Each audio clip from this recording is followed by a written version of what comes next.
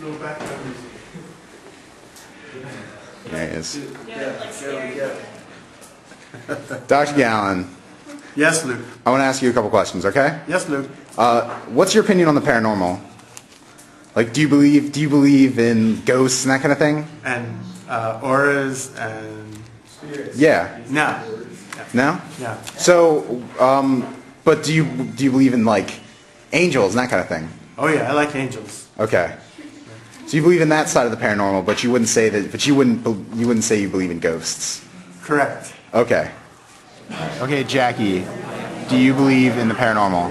I definitely believe in the paranormal because I've had a couple experiences, but my favorite one is waking up one day and just seeing like an orb flying by on the wall next to me. There's no lights anywhere, so it couldn't have did that. My name's John Savage. I own Washington Street Books in Havre de Grace, Maryland, and I am I don't know if you call it a paranormal expert in a sense. I deal in haunted objects. All of us is good and evil. That it's what we choose to do with that energy, whether we wish to follow the light or the dark. And that's what power is all about too. The chair was all about power. It would draw both good people and bad people, in the sense bad people being the ones that use the energy for bad things. And one of the gentlemen who was very drawn to the chair and who would come in and look at it all the time and talk about it was this guy who lived across the street. And in his practice of Druidism, he had started to get involved with what's referred to as enchanting. And what he created was referred to as a portal, which is a window, and sometimes these are done in magic through mirrors and so forth. And he had decided that he wanted to create this doorway, a portal, to the other side using this mirror. The problem is that most people don't realize, if they get into understanding the different dimensions of ghosts and hauntings and portals and windows and also called veils, is that once you open a doorway, that doorway stays open until somebody closes it. That's why it's never good to fool around with Ouija boards or seances or anything along those lines. The reason is that you open a doorway because you request for people to come through it.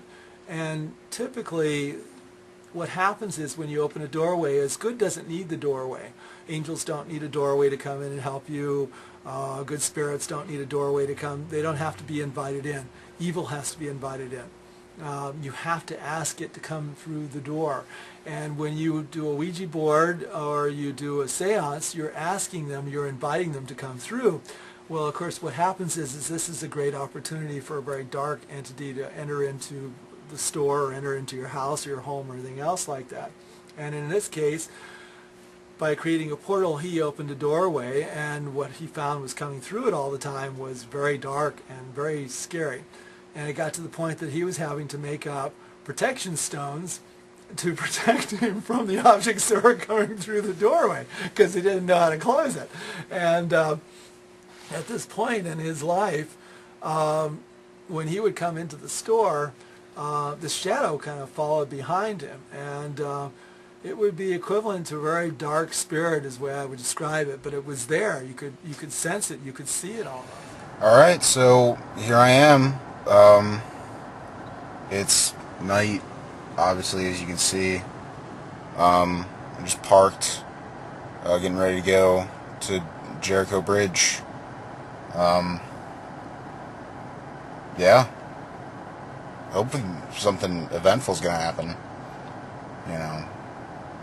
Built up kind of a lot of hype.